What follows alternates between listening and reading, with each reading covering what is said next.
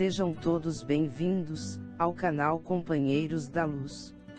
Leitura do livro Missionários da Luz.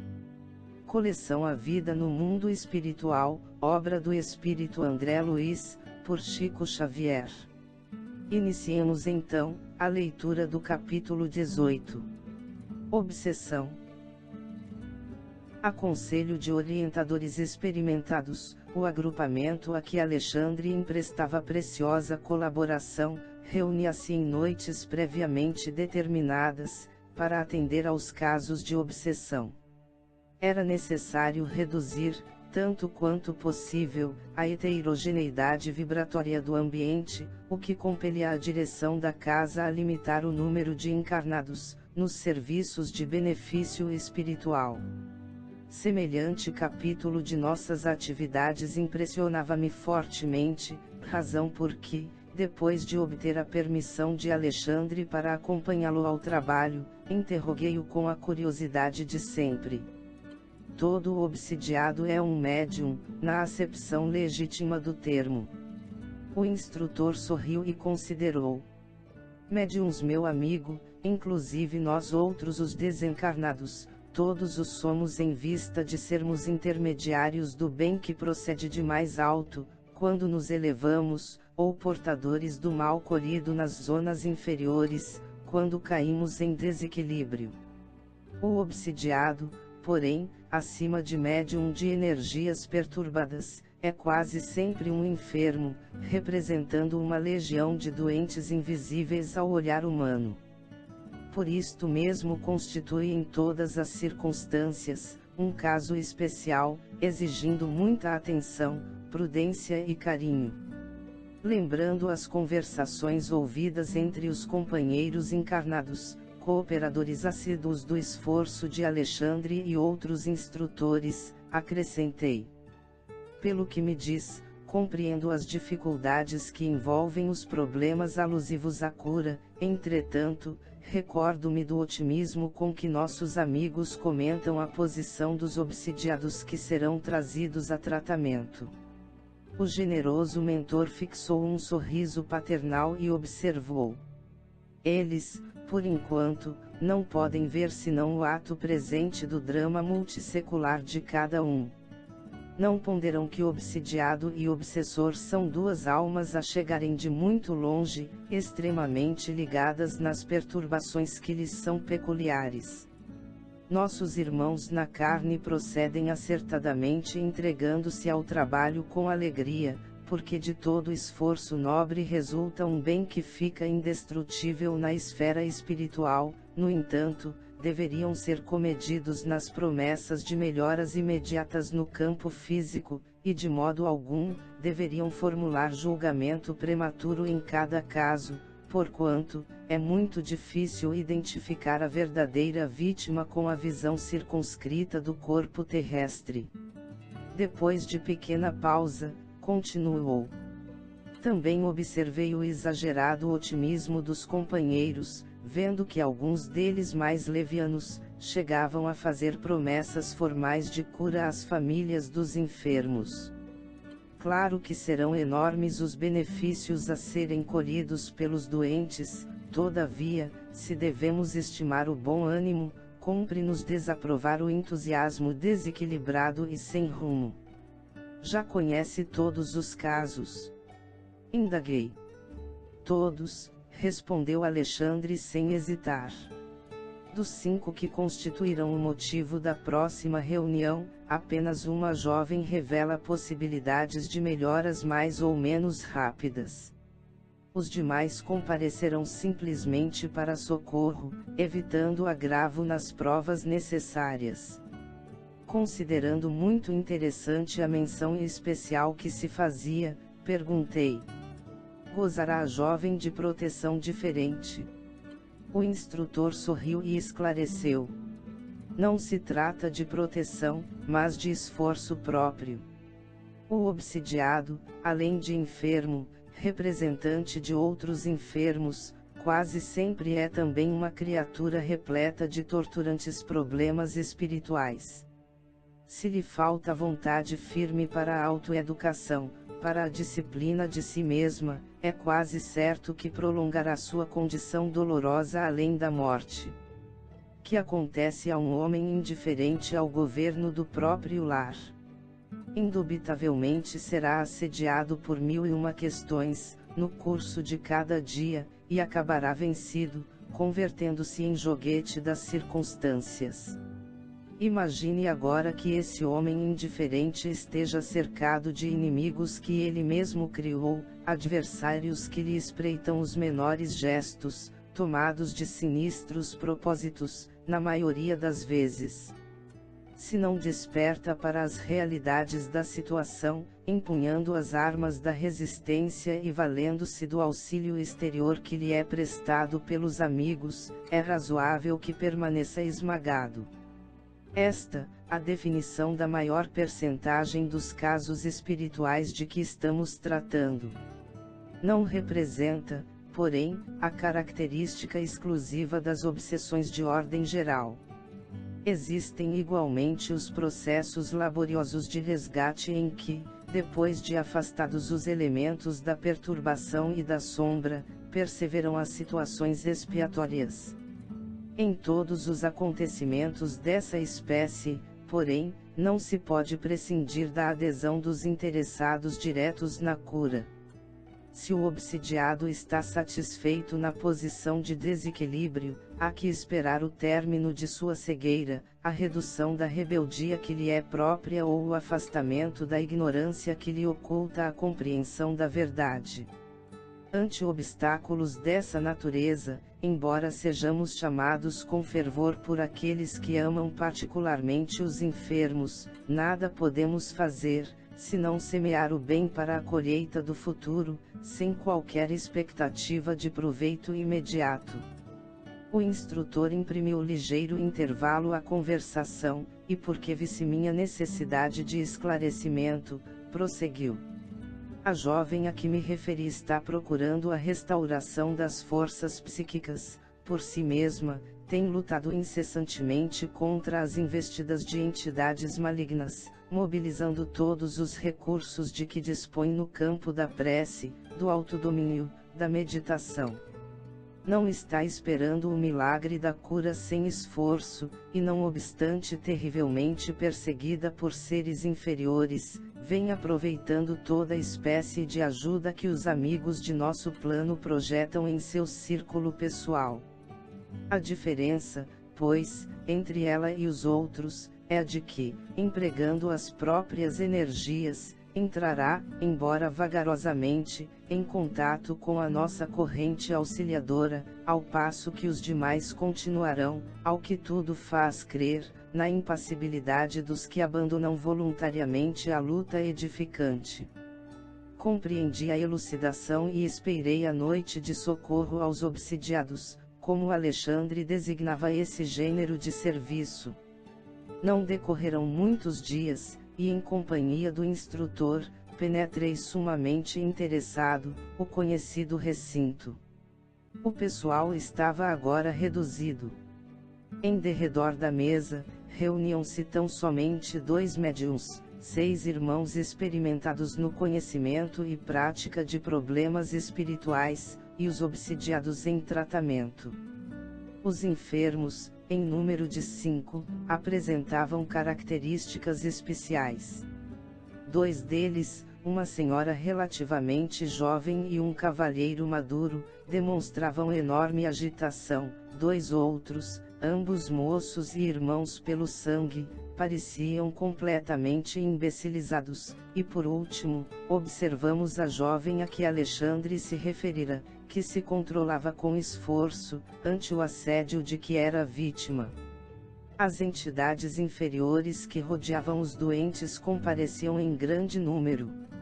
Nenhuma delas nos registrava a presença, em virtude do baixo padrão vibratório em que se mantinham, mas se sentiam à vontade, no contato com os companheiros encarnados. Permutavam impressões entre si com grande interesse, e através das conversações deixavam perceber seus terríveis projetos de ataque e vingança. Seguia-lhes atentamente a movimentação, quando fui surpreendido com a chegada de 2 amigos de nosso plano, para os quais olharam os obsessores, com certo receio. São nossos intérpretes junto das entidades perseguidoras, exclamou Alexandre elucidando-me. Em virtude da condição em que se encontram, podem ser percebidos por elas e manter estreita ligação conosco, ao mesmo tempo. Assinalando a serenidade com que sorriam para nós, sem partilharem de entendimento direto com os instrutores de nossa esfera, ali presentes, ouvi o meu orientador explicar. Já se encontram de posse das instruções precisas aos trabalhos da noite. As criaturas desencarnadas, que se congregavam ali em dolorosa perturbação, retificarão, de algum modo, a linguagem que lhes era própria, ao avistarem os dois missionários. Verifiquei, pela modificação à vida, que ambos eram já conhecidos de todas. Um dos obsessores, evidentemente cruel, falou em tom discreto a um dos companheiros. Estão chegando os pregadores. Oxalá não nos venham com maiores exigências.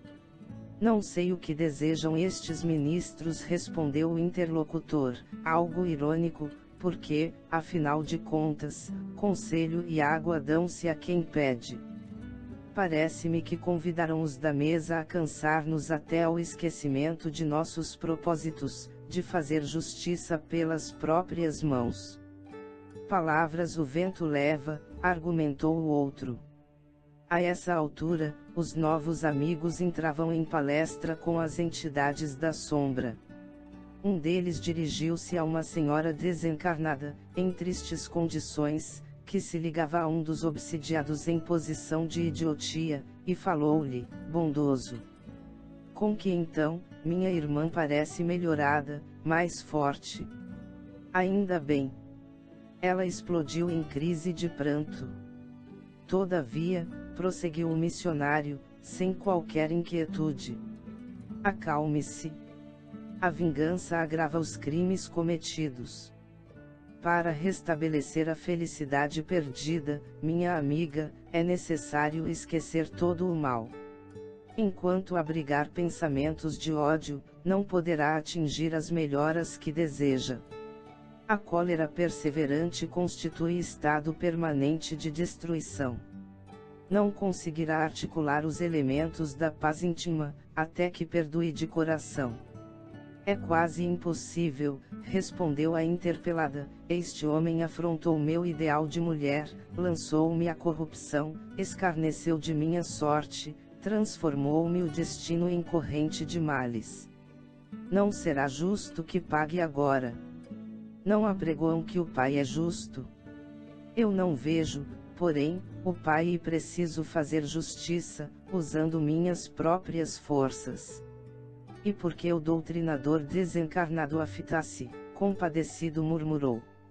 E se fosse o Senhor a mulher? Ponha-se no meu caso e pense como procederia. Prontificar-se-ia a desculpar os malvados que lhe atiraram lama ao coração. Cerraria as portas da memória, a ponto de anestesiar os mais belos sentimentos do caráter. Não acredito. O Senhor reagiria como estou reagindo. Há condições para perdoar. E as condições que eu imponho, na qualidade de vítima, são as de que o meu verdugo experimente também o sarcasmo da sorte. Ele infelicitou-me e voltou ao mundo. Preparou-se para uma vida regalada de considerações sociais. Titulou-se para conquistar a estima alheia. E o que me deve? Também eu, no outro tempo, não era digna de respeito geral. Não me candidatará a uma existência laboriosa e honesta, com o firme propósito de servir a Deus. Acompanhava a discussão com forte interesse, admirando o individualismo que caracteriza cada criatura, ainda mesmo além da morte do corpo. O intérprete de nossa esfera, contemplando-a sem irritação, observou. Todas as suas considerações, minha amiga, são aparentemente muito respeitáveis. Todavia, em todos os desastres que nos ocorram, devemos examinar serenamente a percentagem de nossa coparticipação. Apenas em situações raríssimas, poderíamos exibir de fato o título de vítimas. Na maioria dos acontecimentos dessa natureza, porém, temos a nossa parte de culpa. Não podemos evitar que a ave de rapina cruze os ares sobre a nossa testa, mas podemos impedir que faça ninho em nossa cabeça. Nesse ponto, a interlocutora, parecendo melindrada, acentuou asperamente. Suas palavras são filhas da pregação religiosa, mas eu estou à procura da justiça. E com riso irônico, terminava. Aliás, da justiça apregoada por Jesus. O missionário não se exaltou ante o sarcasmo do gesto que acompanhou a observação ingrata e disse-lhe, bondoso: a justiça. Quantos crimes se praticam no mundo em seu nome? Quantos homens e mulheres, que em procurando fazer justiça sobre si mesmos, nada mais fazem que incentivar a tirania do eu? Refere-se a irmã ao Divino Mestre. Que espécie de justiça reclamou o Senhor para ele, quando vergava sobre a cruz? Nesse sentido, minha amiga, o Cristo nos deixou normas de que não deveremos esquecer. O Mestre mantinha-se vigilante em todos os atos alusivos à justiça para os outros. Defendeu os interesses espirituais da coletividade, até a suprema renunciação. Entretanto, quando surgiu a ocasião do seu julgamento, guardou silêncio e conformação até ao fim.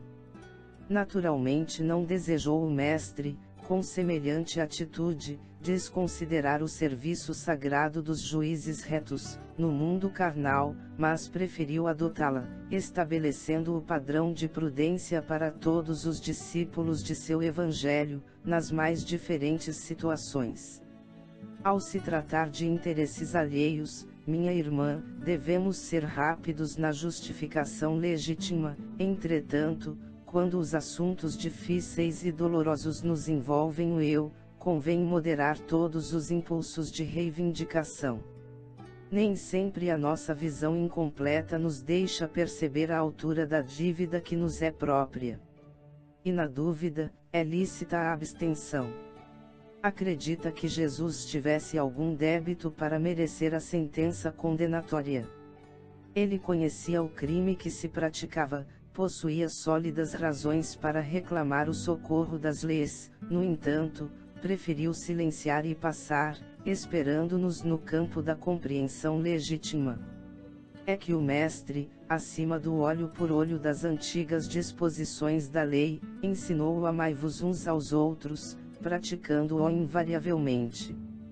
Confirmou a legalidade da justiça, mas proclamou a divindade do amor.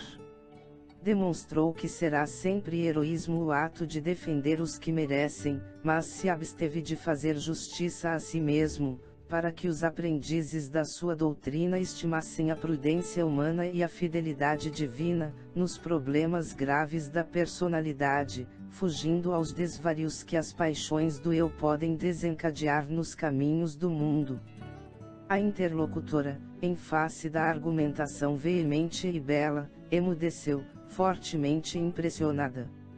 E Alexandre, que seguia também comovido as explicações do intérprete, observou-me.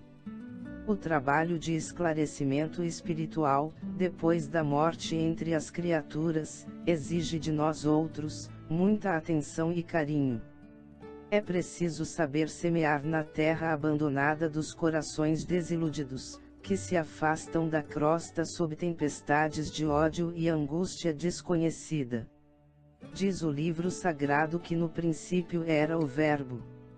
Também aqui, diante do caos desolado dos espíritos infelizes, é necessário utilizar o Verbo no princípio da verdadeira iluminação. Não podemos criar sem amor, e somente quando nos preparamos devidamente, edificaremos com êxito para a vida eterna. Silenciando a entidade que fora criteriosamente advertida, passei a observar a senhora ainda jovem, que se mostrava sob irritação forte no recinto, preocupando os amigos encarnados. Diversos perseguidores invisíveis à perquirição terrestre, mantinham-se ao lado dela impondo-lhe terríveis perturbações, mas de todos eles sobressaia um obsessor infeliz, de maneiras cruéis. Colara-se-lhe ao corpo em toda a sua extensão, dominando-lhe todos os centros de energia orgânica. Identificava a luta da vítima que buscava resistir quase inutilmente. Meu bondoso orientador percebeu-me a estranheza e explicou. Este André, representa um caso de possessão completa. E dirigindo-se ao intérprete que argumentava momentos antes, recomendou-lhe estabelecer ligeiro diálogo com o perseguidor temível, para que eu ajuizasse quanto ao assunto. Sentindo-se tocado pela mão direita carinhosa do nosso companheiro, o infortunado gritou. Não me venha ensinar o caminho do céu. Conheço minha situação e ninguém pode deter o meu braço vingador. Não desejamos forçá-lo, meu irmão, acentuou o amigo com serenidade evangélica, tranquilize-se. Enquanto alimentar propósitos de vingança, será castigado por si mesmo. Ninguém o molesta, senão a própria consciência. As algemas que o prendem à inquietude e à dor foram fabricadas pelas suas próprias mãos. Nunca, bradou o desventurado, nunca. E ela? Fez acompanhar a pergunta de horrível expressão e continuou. O Senhor que prega a virtude justifica a escravidão de homens livres. Acredita no direito de construir senzalas para humilhar os filhos do mesmo Deus. Esta mulher foi perversa para nós todos. Além de meu esforço vingador, vibram de ódio outros corações que não a deixam descansar. Persegui-la-emos onde for. Esboçou um gesto sinistro e prosseguiu. Por simples capricho, ela vendeu minha esposa e meus filhos. Não é justo que sofra até que nos restitua. Será crível que Jesus, o Salvador por excelência, aplaudisse o cativeiro? O nosso intérprete, muito calmo, ponderou. O mestre não aprovaria a escravidão, contudo, meu amigo, recomendou-nos o perdão recíproco, sem o qual nunca nos desvencilharemos do cipoal de nossas faltas. Qual de nós, antigos hóspedes da carne, conseguirá exibir um passado sem crimes? Neste momento, seus olhos revelam a culpa de uma irmã infeliz. Sua alma, entretanto, meu irmão, permanece desvairada pelo furacão da revolta. Sua memória está consequentemente desequilibrada, e ainda não pode reapossar-se das lembranças totais que lhe dizem respeito. Não lhe sendo possível recordar o passado, com exatidão, não seria mais razoável esperar, em seu caso, pelo justo juiz. Como julgar e executar alguém, pelas próprias mãos, se ainda não pode avaliar a extensão dos seus próprios débitos? O revoltado parecia chocar-se ante os argumentos ouvidos, mas, longe de capitular em sua posição de perseguidor, respondeu asperamente. Para os mais fracos, suas observações serão valiosas. Não para mim, porém, que conheço as sutilezas dos pregadores de sua esfera. Não abandonarei meus propósitos. Minha situação não se resolverá com simples palavras. Nosso companheiro, compreendendo o endurecimento do antagonista e apiedando-se-lhe da ignorância, continuou, em tom fraterno. Não se trata de sutileza e sim de bom senso. Aliás, não desejo retirar-lhe as razões de natureza individualista, mesmo porque vigorosos laços unem-lhe a influenciação à mente da vítima. Entretanto, apelo para os sentimentos nobres que ainda vibram em seu coração, fazendo-lhe reconhecer que, sem as desculpas recíprocas, não liquidaremos nossos débitos. Em geral, o credor exigente é cego para com os próprios compromissos. A sua reclamação, na essência, deve ser legítima, no entanto, é estranhável o seu processo de cobrança, no qual não descubro qualquer vantagem, visto que suas atividades de vingador, além de aprofundar suas chagas íntimas, tornam-no antipático aos olhos de todos os companheiros. Ferido talvez, mais fundamente, em sua vaidade, o obsessor calou-se, enquanto o intérprete se voltava para nós outros, indagando de meu orientador quanto à conveniência de ajudar-se magneticamente ao infeliz, a fim de que as reminiscências dele pudessem abranger alguns quadros do passado distante. Alexandre todavia considerou. Não seria oportuno dilatar-lhe as lembranças. Não conseguiria compreender. Antes de maior auxílio ao seu entendimento, é necessário que sofra. Aproveitando a pausa mais longa que se fizera entre todos, observei detidamente a pobre obsidiada. Cercada de entidades agressivas, seu corpo tornara-se como que a habitação do perseguidor mais cruel. Ele ocupava-lhe o organismo desde o crânio até os pés, impondo-lhe tremendas reações em todos os centros de energia celular. Fios tenuíssimos, mas vigorosos, uniam-nos ambos, e ao passo que o obsessor nos apresentava um quadro psicológico de satânica lucidez, a desventurada mulher mostrava aos colaboradores encarnados a imagem oposta, revelando angústia e inconsciência. Salvem-me do demônio! Salvem-me do demônio! Gritava sem cessar, comovendo os companheiros em torno da mesa humilde. Ó! Meu Deus, quando terminará meu suplício?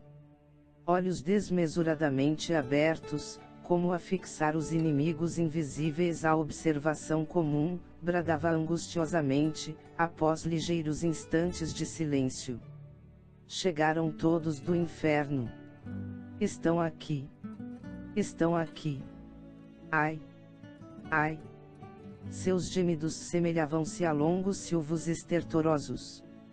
Atendendo-me à expectação, esclareceu o instrutor. Esta jovem senhora apresenta doloroso caso de possessão. Desde a infância, era perseguida pelos adversários tenazes de outro tempo.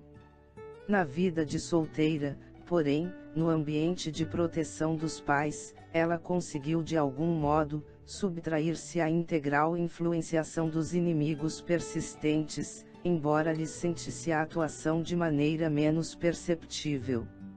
Sobrevindo no entanto, as responsabilidades do matrimônio, em que na maioria das vezes, a mulher recebe maior quinhão de sacrifícios, não pôde mais resistir. Logo após o nascimento do primeiro filhinho, caiu em prostração mais intensa, oferecendo oportunidade aos desalmados perseguidores, e desde então, experimenta penosas provas.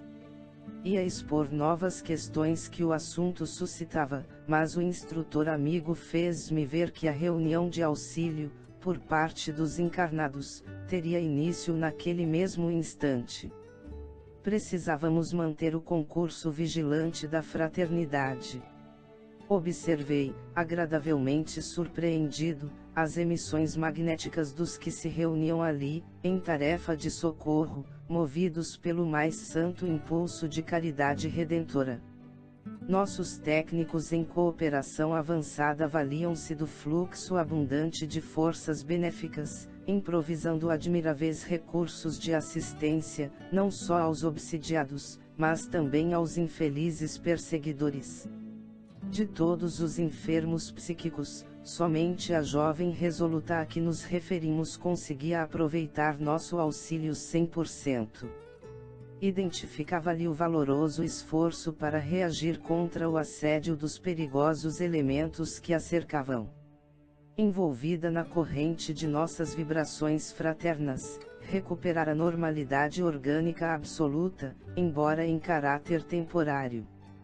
Sentia-se tranquila, quase feliz. Apesar de manter-se em trabalho ativo, Alexandre chamou-me a atenção, assinalando o fato. Esta irmã, disse o orientador, permanece de fato no caminho da cura.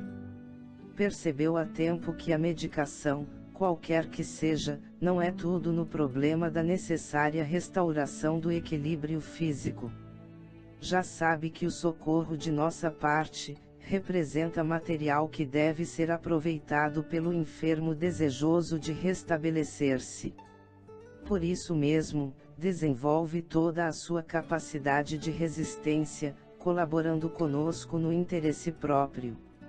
Observe. Efetivamente, sentindo-se amparada pela nossa extensa rede de vibrações protetoras, a jovem emitia vigoroso fluxo de energias mentais, expelindo todas as ideias malsãs que os desventurados obsessores lhe haviam depositado na mente, absorvendo em seguida os pensamentos regeneradores e construtivos que a nossa influenciação lhe oferecia. Aprovando-me o minucioso exame com um gesto significativo, Alexandre tornou a dizer: apenas o doente convertido voluntariamente em médico de si mesmo atinge a cura positiva. No doloroso quadro das obsessões, o princípio é análogo. Se a vítima capitula sem condições ante o adversário, entrega-se-lhe totalmente e torna-se possessa, após transformar-se em autômato à mercê do perseguidor. Se possui vontade frágil e indecisa, habitua-se com a persistente atuação dos verdugos e vicia-se no círculo de irregularidades de muito difícil corrigenda, porquanto se converte, aos poucos, em polos de vigorosa atração mental aos próprios algozes.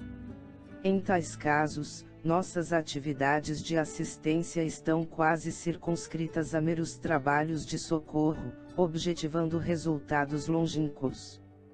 Quando encontramos, porém, o enfermo interessado na própria cura, valendo-se de nossos recursos para aplicá-los à edificação interna, então podemos prever triunfos imediatos. Calando-se o instrutor, prossegui observando os serviços que se desenrolavam no recinto. O doutrinador encarnado, companheiro de grande e bela sinceridade, era o centro de um quadro singular. Seu tórax convertera-se num foco irradiante, e cada palavra que lhe saía dos lábios semelhava-se a um jato de luz alcançando diretamente o alvo, fosse ele os ouvidos perturbados dos enfermos ou o coração dos perseguidores cruéis. Suas palavras eram com efeito, de uma simplicidade encantadora, mas a substância sentimental de cada uma assombrava pela sublimidade, elevação e beleza.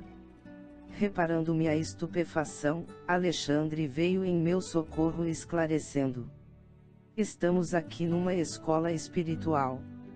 O doutrinador humano encarrega-se de transmitir as lições. Você pode registrar, porém, que para ensinar com êxito, não basta conhecer as matérias do aprendizado e ministrá-las. Antes de tudo, é preciso senti-las e viver-lhes a substancialidade no coração.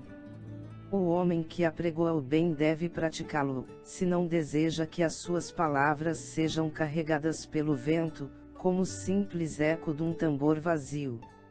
O companheiro que ensina a virtude, vivendo-lhe as grandezas em si mesmo, tem o verbo carregado de magnetismo positivo, estabelecendo edificações espirituais nas almas que o ouvem. Sem essa característica, a doutrinação quase sempre é vã. Vendo o quadro expressivo, analisado pelos esclarecimentos do instrutor, compreendi que o contágio pelo exemplo não constitui fenômeno puramente ideológico, mas, sim, que é um fato científico nas manifestações magnético-mentais. Com exceção da pobre irmã, que se encontrava possessa, os demais obsidiados, naqueles momentos, ficavam livres da influência direta dos perseguidores, entretanto, menos a jovem que reagia valorosamente, os outros apresentavam singular inquietude, ansiosos de se reunirem de novo ao campo de atração dos algozes.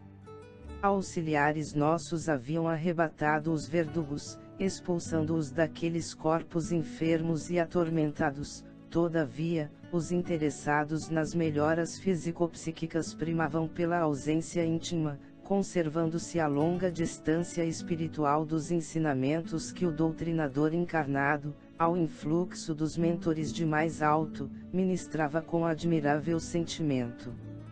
A atitude deles era de insatisfação e ansiedade.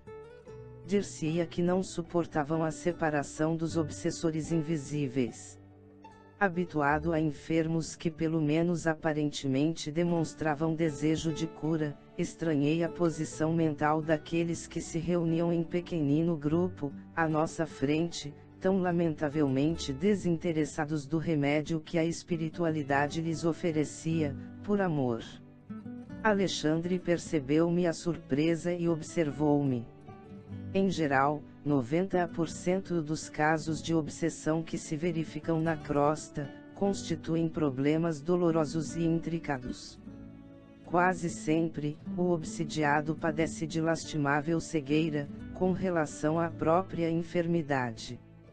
E porque não atende ao chamamento da verdade pela cristalização personalista, torna-se presa fácil e inconsciente, embora responsável, de perigosos inimigos das zonas de atividades grosseiras.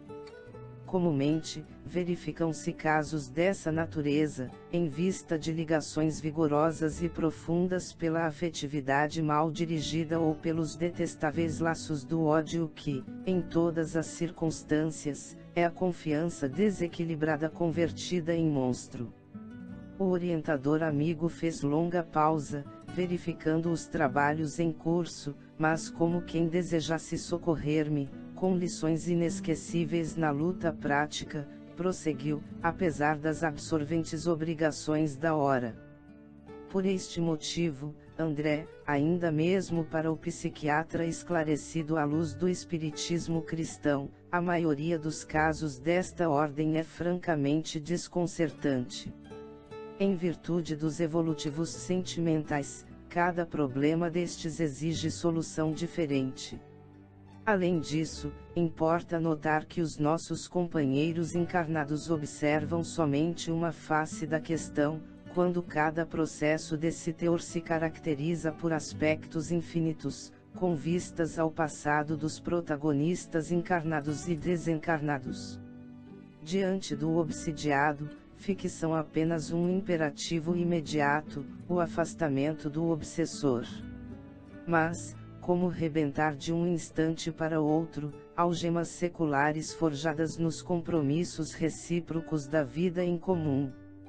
Como separar seres que se agarram um ao outro, ansiosamente, por compreenderem que na dor de semelhante união permanece o preço do resgate indispensável?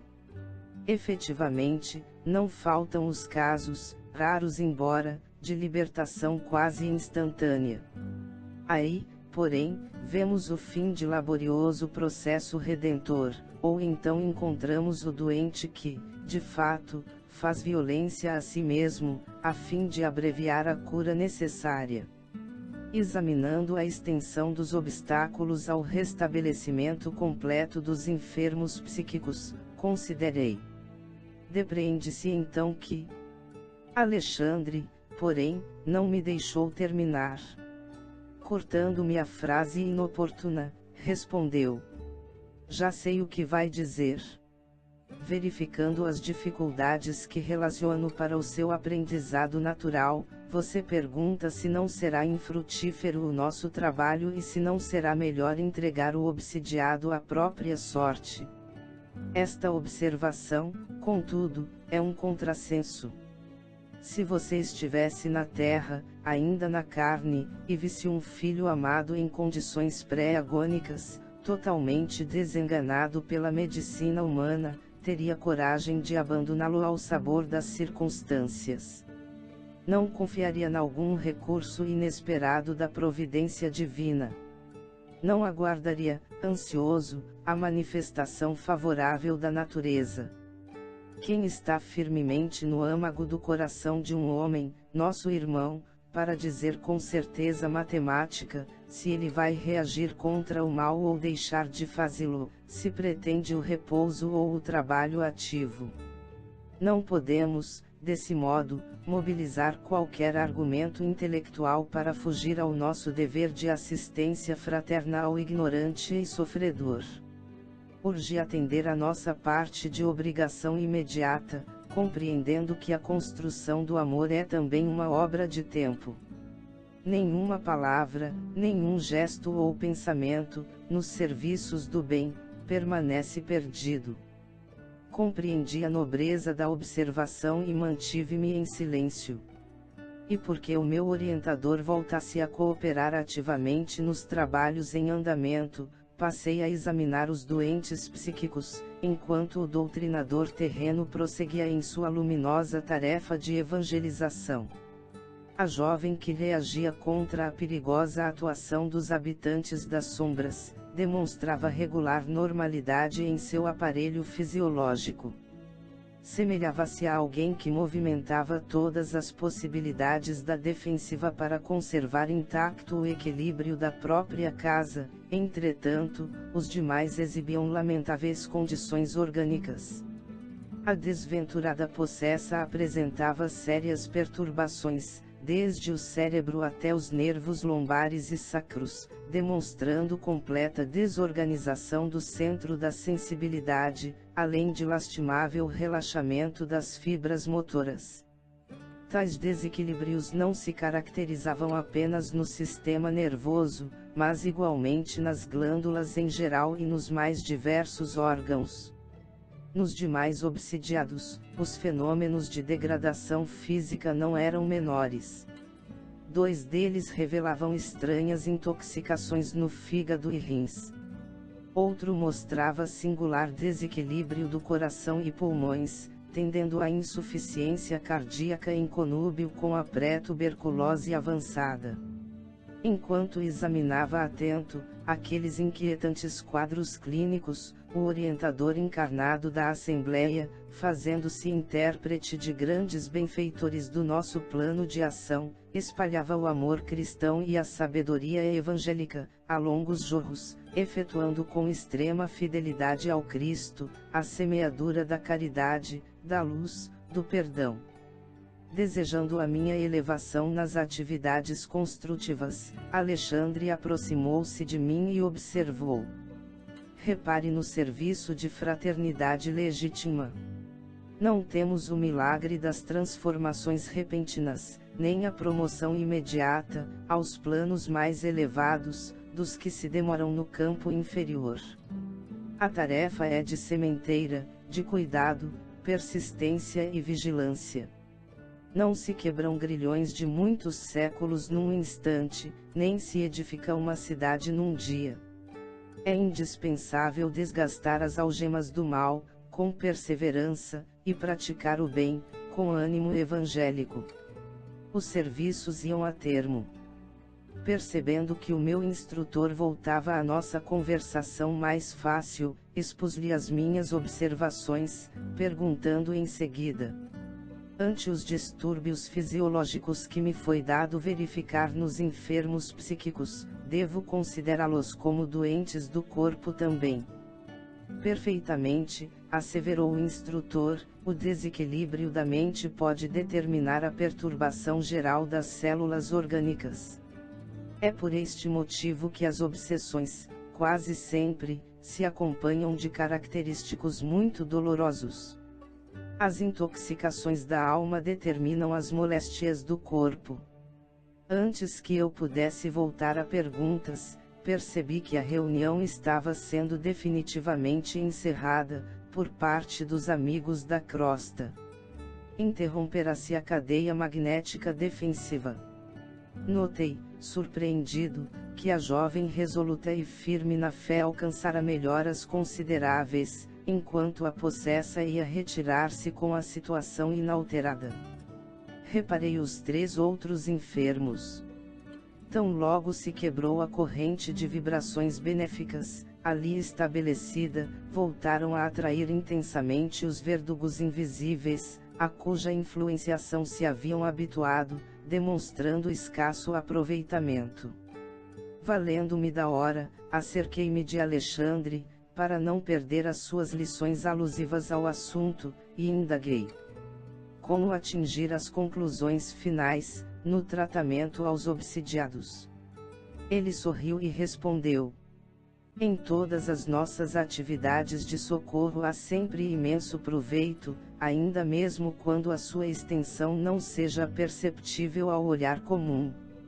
E qualquer doente dessa natureza que se disponha a cooperar conosco, em benefício próprio, colaborando decididamente na restauração de suas atividades mentais, regenerando-se à luz da vida renovada no Cristo, pode esperar o restabelecimento da saúde relativa do corpo terrestre.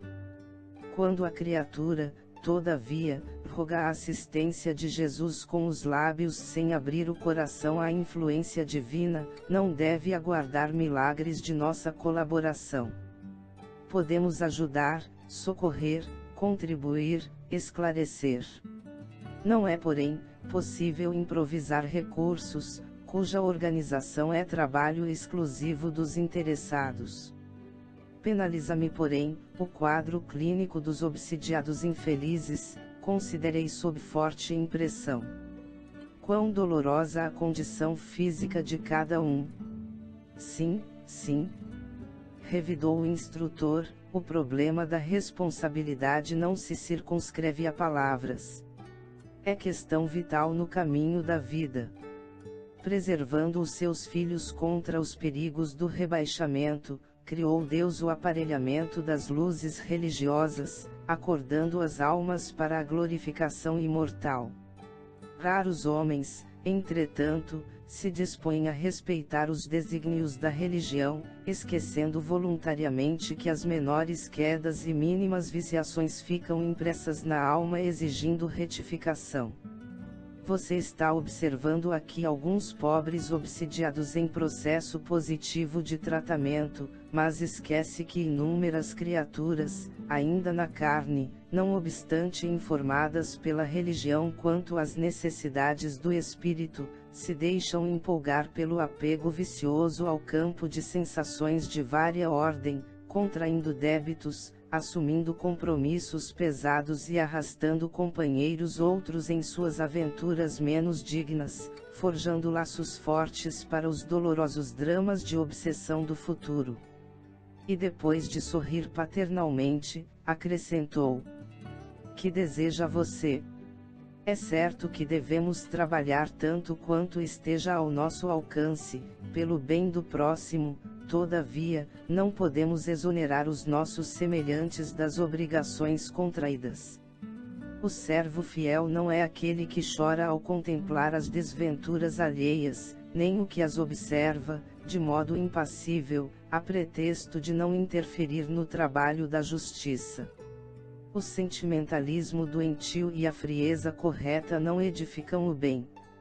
O bom trabalhador é o que ajuda, sem fugir ao equilíbrio necessário, construindo todo o trabalho benéfico que esteja ao seu alcance, consciente de que o seu esforço traduz a vontade divina.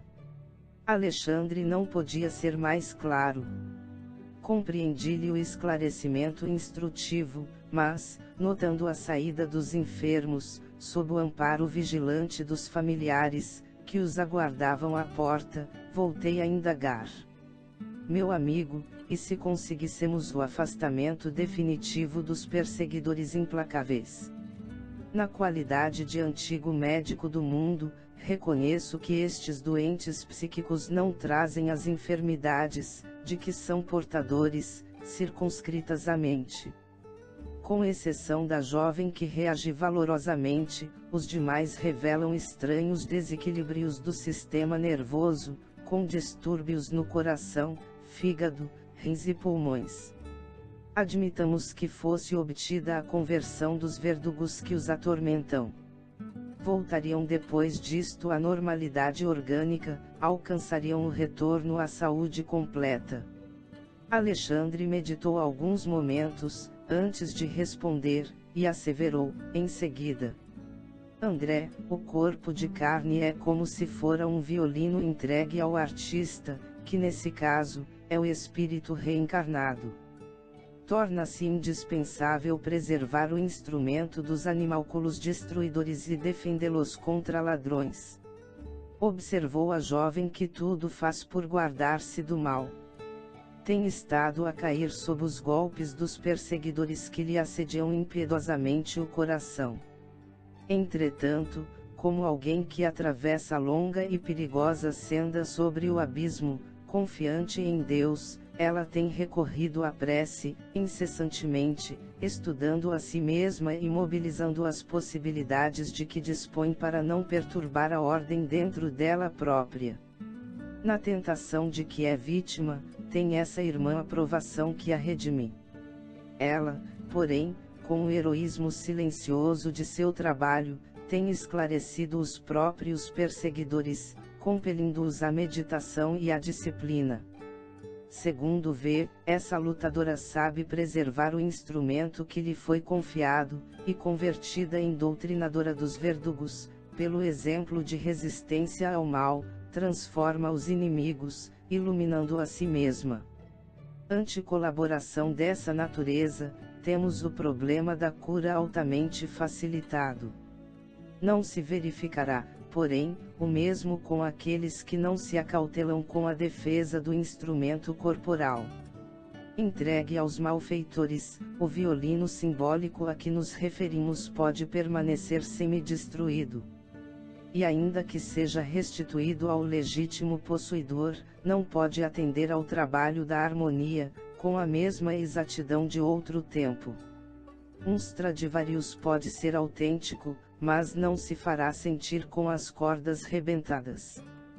Como vemos, os casos de obsessão apresentam complexidades naturais, e na solução deles, não podemos prescindir do concurso direto dos interessados. Compreendo! Exclamei.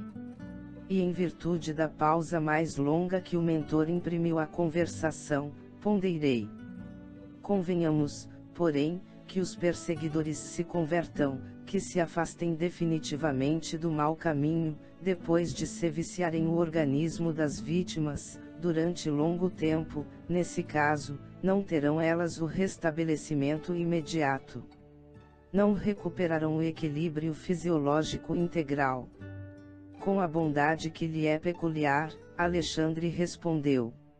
Já observei acontecimentos dessa ordem, e quando se verificam, os antigos verdugos se transformam em amigos, ansiosos de reparar o mal praticado.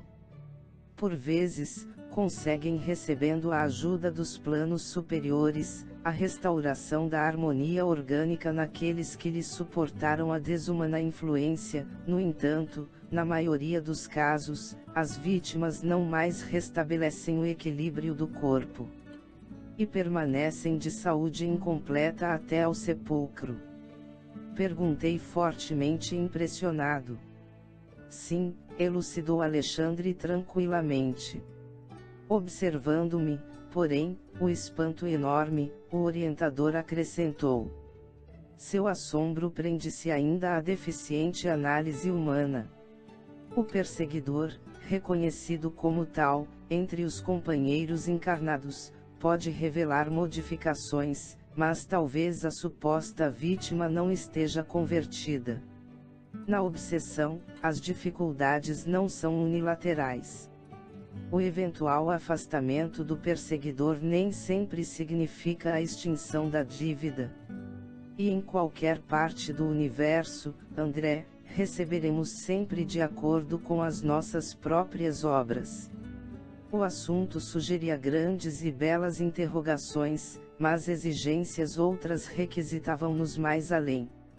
Alexandre dispôs-se a partir, despedindo-se afetuoso dos cooperadores, e acompanhei-o em silêncio, meditando na grandeza das mínimas disposições da justiça divina. Chegamos ao final deste capítulo. Não percam o próximo de número 19, Passes. Muito obrigado, boa reflexão, que Jesus abençoe a todos.